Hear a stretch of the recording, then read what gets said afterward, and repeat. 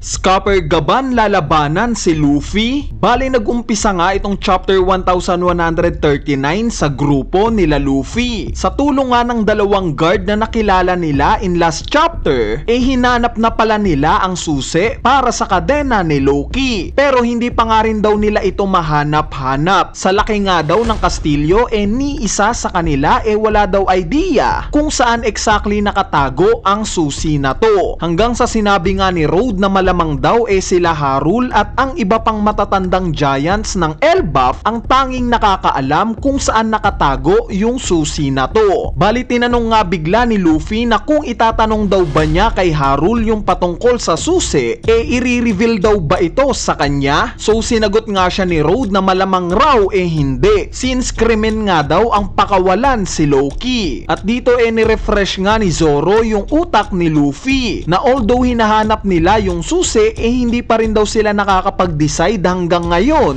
kung pakakawalan ba talaga nila si Loki o hindi. Hanggang sa biglang ang sumigaw si Nami. Sumigaw nga siya dahil sa may nakita siya. At yes, ito nga yung kwarto kung saan mismo nakalagay yung trono ng dating hari na si King Herald. As expected, sira-sira nga itong kwarto na to. Kung matatandaan nyo sa recent video natin, specifically itong Loki the Misunderstood Prince video natin, tinalakay nga natin yung patungkol sa Black Circle Stars na ginamit netong dalawang Holy Knights. Nabanggit ko nga sa video na to na ano kaya ang mangyayari once na hindi pala naalis ang marka na to sa kastilyo. So ngayon nga mukhang masasagot na itong katanungan natin sa video na to. Dahil sa pagpasok nga nila Luffy sa kwarto kung saan nakalagay ang trono ni King Herald, napansin nga nila itong napakalaking Black Circle Star. Sinuggest nga ni Road na kamukha daw ng marka na to yung mga magic circles na nakikita niya sa mga libro. Dagdag pa nga ni Road na ganitong itsura daw yung ginagamit ng iba't ibang lugar bilang ritual para makapagpalabas ng demon. Nung marinig nga ito nila Luffy, iba't iba ang reaksyon nila. Hanggang sa biglang may naalala si Luffy. Parang nakita niya na daw itong ganitong marka recently lang. Pero itong pag-iisip nga ni Luffy bigla na lang naputol, since biglang may tumawag sa pangalan niya. Nung marinig nga ito ni Luffy, ang akala niya ito na yung demon na nabanggit kanina ni Road. Sinabi nga ng boses na to na matagal na daw niyang gustong makilala si Luffy. At dahil nga sa paniniwala patungkol sa demon at inaakala niya na itong nagsasalita yung demon mismo, biglang napatakbo sa takot itong si Road. Pero mabilis nga rin itong naputol. Dahil later on nga sa pagtakbo niya, bigla na lang may lumipad na palakol papunta sa lokasyon niya. Muntik na ngang matamaan neto si Road.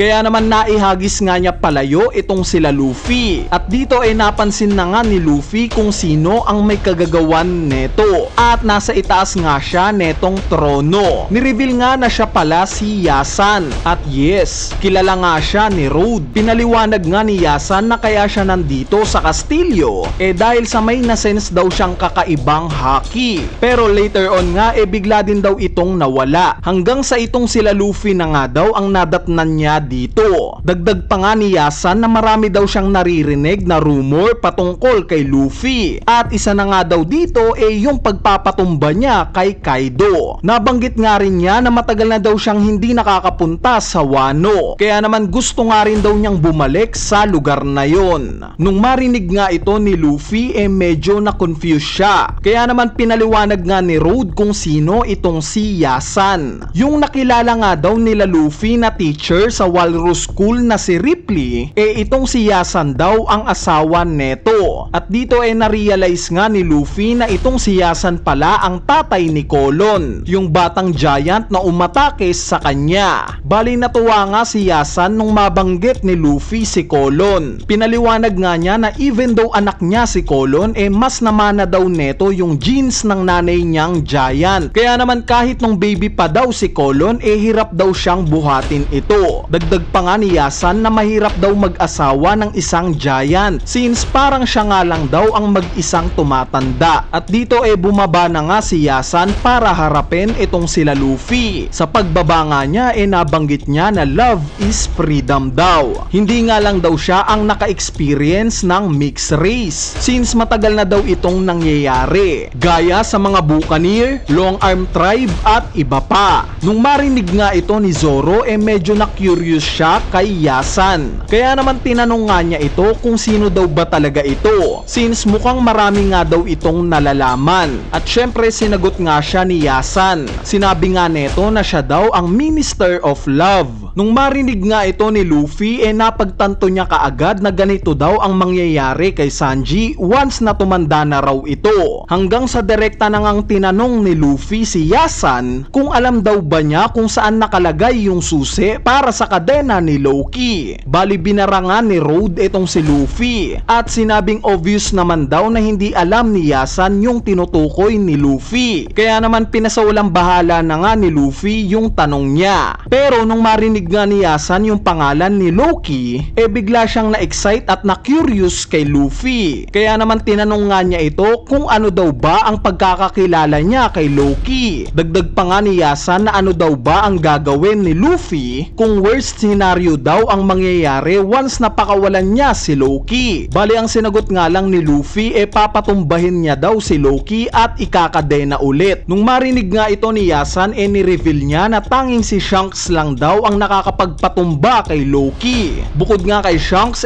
wala na daw ang kaya pang humandle kay Loki. At imbis nga na ma-intimidate mas lalo lang na-excite itong si Luffy na pakawalan si Loki. Same as Zoro, nakitang kita rin yung excitement sa mukha niya. Tinake nga nila itong warning ni Yasan as motivation para mas lalo pang magpursige na pakawalan si Loki. At dito biglang ang may naalala si Yasan. Naalala nga niya na similar kay Luffy na matigas ang ulo, ganitong nga rin daw yung dating niyang captain. Hanggang sa biglang ang pinausog ni Yasan itong throne kay Road. Sa kabilang banda naman napunta nga yung scene sa grupo ng mga giants na nagkakasiyahan. Dito nga pinakitang nagkikwento sila Oimo at Kashi patungkol sa isa pa daw miyembro ng Roger Pirates na talaga namang napakalakas. Base nga sa storya kumalaban daw itong tao na to ng daang-daang pirata sa gitna ng kagubatan. At gamit lang daw itong dalawang palakol lahat daw ng daang-daang pirata na to naubos. Ang tanging natira na nga lang daw sa gubat wala. Yes guys, wala. Ultimo puno at bundok nga daw wala kang makikitang nakatayo. Kaya naman tinawag nga daw itong tao na to bilang Mountain Eater. At yes, ito nga daw yung left hand man ni Roger. At similar daw ang katayuan neto kay Silver's Rayleigh. Bago pa nga i-reveal kung sino itong tao na to biglang ang nabalik yung scene sa grupo nila Luffy. So yung pinausog palang trono ni Yasan kay Road merong secret chamber. Kaya naman in-explore na nga nila ito. Hanggang sa may nakita nga silang mga treasure chest. Nung makita nga ito ni Nami syempre nagningning ang mga mata niya. Pero na-disappoint nga siya nung makita niyang wala ng laman itong mga treasure chest na to. At dito nakita na nga nila itong susi na hinahanap nila. Bali nauna ngang kinuha ni Yasan itong susi na to. Mabalik nga sa mga nagkikwentong giants ni-reveal na nila kung sino itong tinutukoy nilang Mountain Eater. Ito nga daw si Scupper Gaban, ang left hand man ng dating Pirate King na si Roger. 20 years na nga daw itong naninirahan sa Elbaf.